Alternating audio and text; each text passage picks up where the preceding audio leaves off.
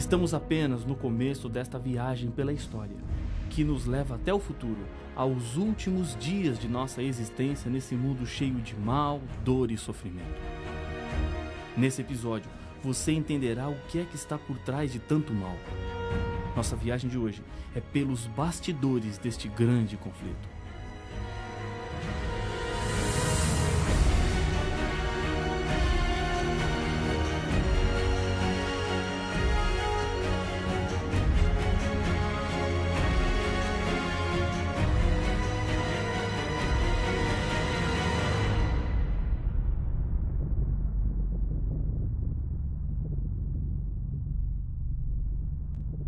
É impossível negar a existência de um conflito entre as forças do bem e do mal.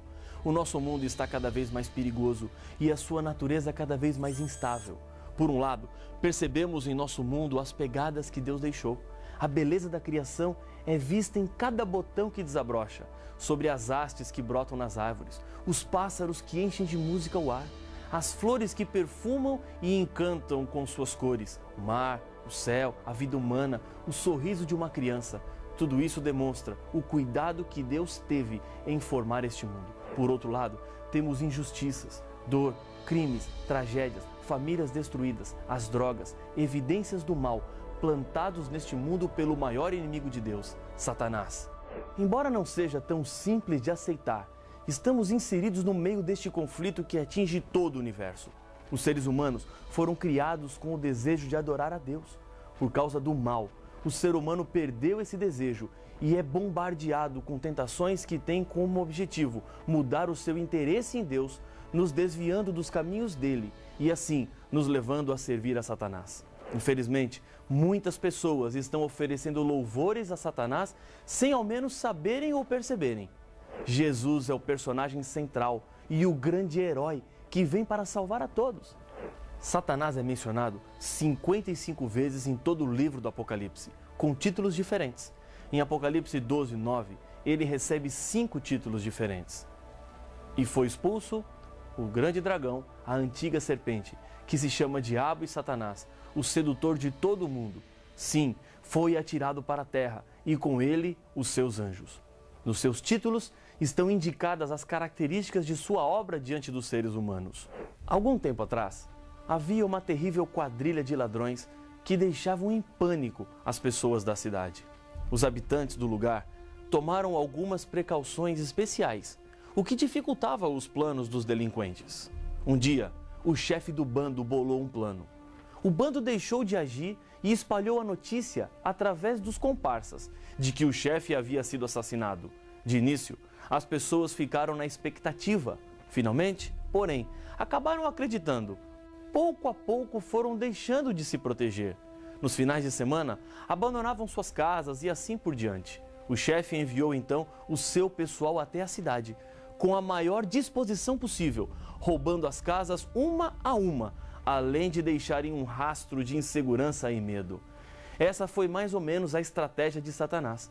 Primeiro, espalhou algumas ideias engraçadas e até estranhas, como a sua própria imagem vermelha, com chifre, com um tridente nas mãos. Logo depois disso, surgiu a insinuação que isso era ridículo e que, portanto, o diabo não existia. É essa a causa de maior ruína e destruição. É verdade que ele não existe com essa fisionomia grotesca, mas que ele existe, existe. E sabendo disso, a melhor coisa que nós podemos fazer é nos preparar contra os seus enganos e mentiras. Se você acreditar que o diabo não existe, estará na posição certa para cair nas garras do mal, e as consequências disso serão assoladoras. Existe um teste que você pode fazer para saber se o diabo existe ou não. Resista às tentações que aparecem diante de você em um só dia, e você então verá se ele existe ou não. O Apocalipse o apresenta como o autor da rebelião contra Deus, como o grande inimigo do povo de Deus. No livro de Ezequiel, no capítulo 28, Satanás é apresentado sob o símbolo do rei de Tiro. Uma expressão da apresentação é importante para a compreensão do caráter de Deus ao criar. Acompanhe a leitura de Ezequiel 28:15. Perfeito eras nos teus caminhos, desde o dia em que foste criado, até que se achou iniquidade em ti. Deus não criou o diabo perverso como ele é hoje. Ele foi criado perfeito, era um ser honrado e com prestígio. Tinha uma importante responsabilidade no céu. Os versos seguintes contam da tragédia que aconteceu, transformando o anjo Lúcifer em diabo, contra Deus e o seu amor. A vaidade, a ambição e o orgulho fizeram dele o pai da mentira, do erro e do pecado. Na multiplicação do teu comércio, se encheu o teu interior de violência e pecaste, diz Ezequiel capítulo 28, verso 16. Agora, uma pergunta intrigante aparece. Como em um ambiente perfeito o pecado pôde aparecer? Exatamente, por ser um ambiente perfeito é que o pecado poderia aparecer. Como assim?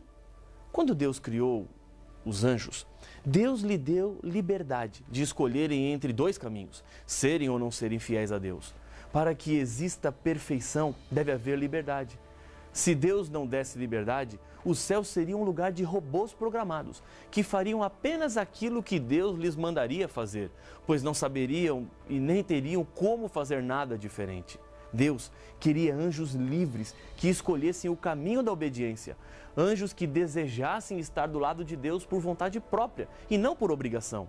Lúcifer foi o primeiro ser criado a se rebelar contra Deus. Ele escolheu um caminho perigoso. Isaías 14, nos versos 12, 13 e 14, descrevem esse processo triste no coração de um anjo rebelde. Como caíste do céu, ó estrela da manhã, filho da alva, como foste lançado por terra, tu que debilitavas as nações. Tu dizias no teu coração, eu subirei ao céu, acima das estrelas de Deus exaltarei o meu trono, e no monte da congregação me assentarei nas extremidades do norte. Subirei acima das mais altas nuvens e serei semelhante ao Altíssimo. Esse conflito que se levantou contra Deus é revelado no Apocalipse. João descreve o momento em que Lúcifer depara-se com Jesus para um primeiro acerto. Veja Apocalipse 12, versos 7 a 9. Houve peleja no céu. Miguel e os seus anjos pelejaram contra o dragão. Também pelejaram o dragão e seus anjos. Todavia, não prevaleceram.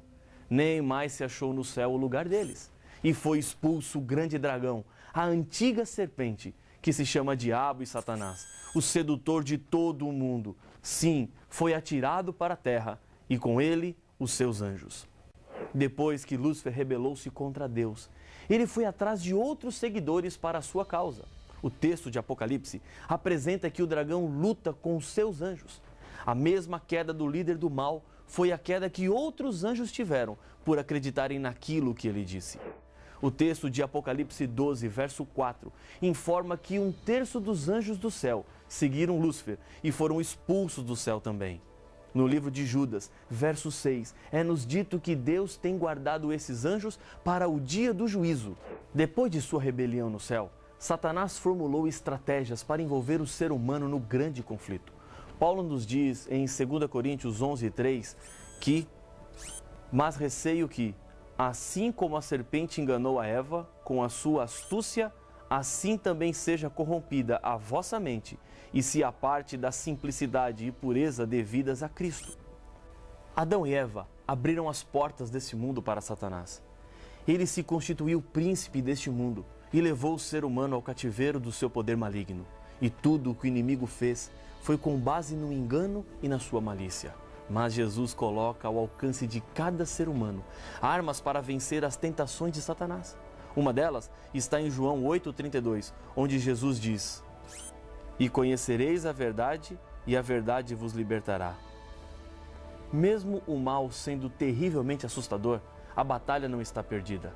Através da verdade que encontramos na Bíblia, que é a palavra de Deus, recebemos forças e ajuda do céu para nos tornarmos vencedores em Cristo.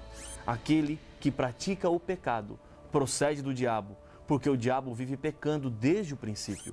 Para isso se manifestou o Filho de Deus, para destruir as obras do diabo. 1 João, capítulo 3, verso 8. Embora o mundo seja completamente devastado e marcado pelo mal, a Bíblia nos assegura que Deus não ficou indiferente a esse problema.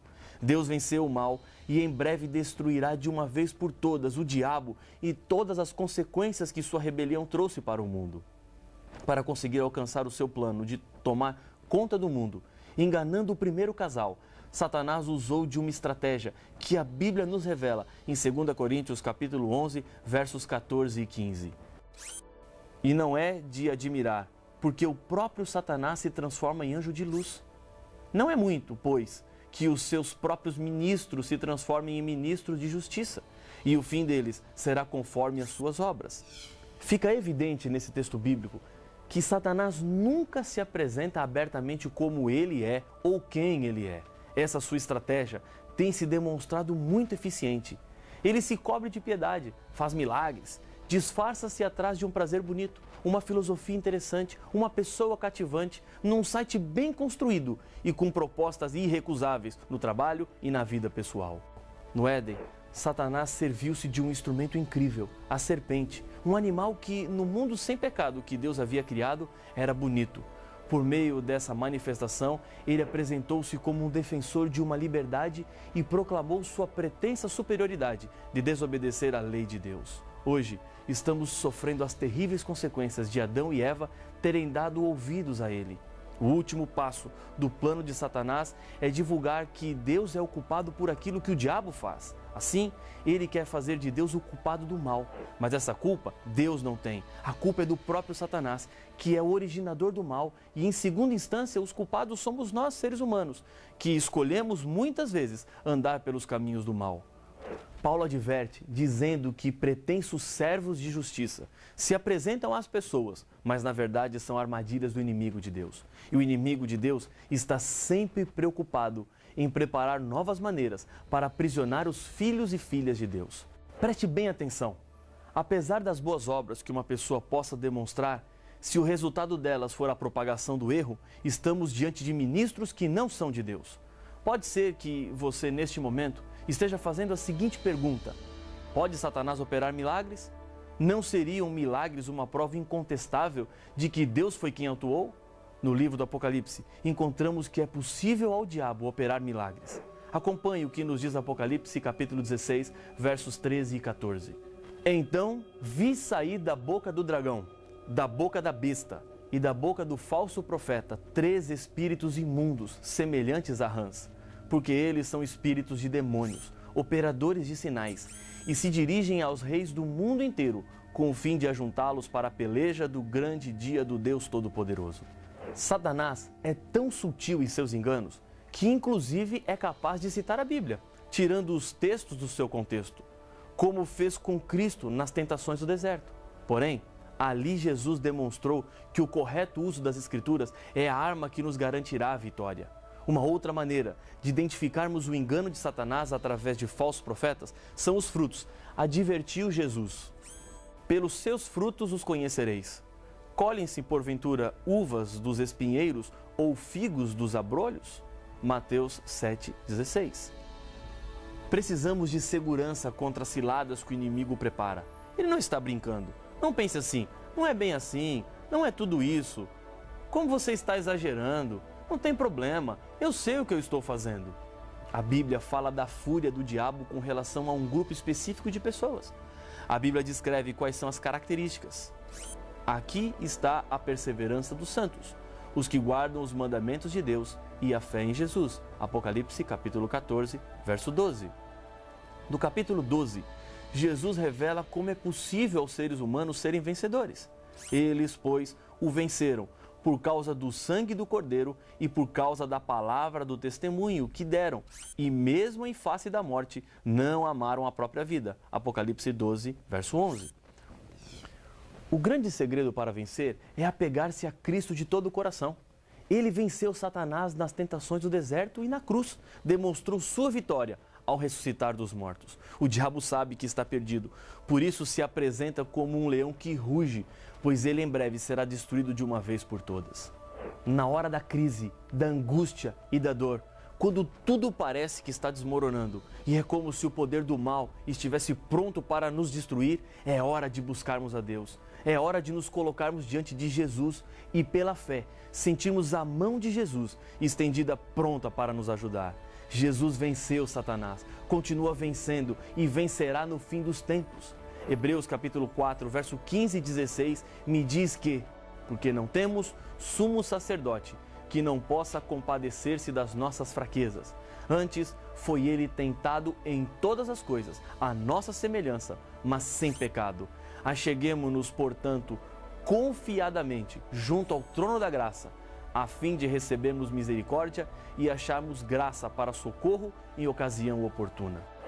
Diante dos nossos olhos, Deus está traçando dois caminhos a serem seguidos: o caminho da vida ou o caminho da morte, o caminho da vitória ou o caminho da derrota, o caminho da salvação ou o caminho da perdição.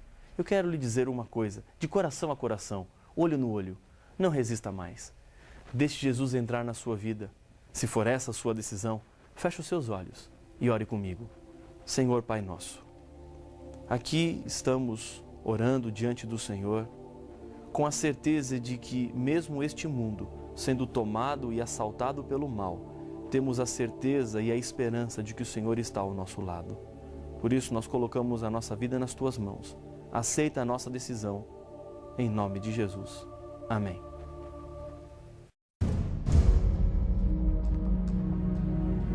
Jesus não está longe no espaço, apenas olhando o que acontece aqui na Terra, mas Ele se importa e se preocupa com você. O livro da vida contém os nomes daqueles que serão salvos. Cuidado, porque Deus separará os salvos dos perdidos. Mas então, onde está Jesus? E o que está fazendo? O que é o livro da vida?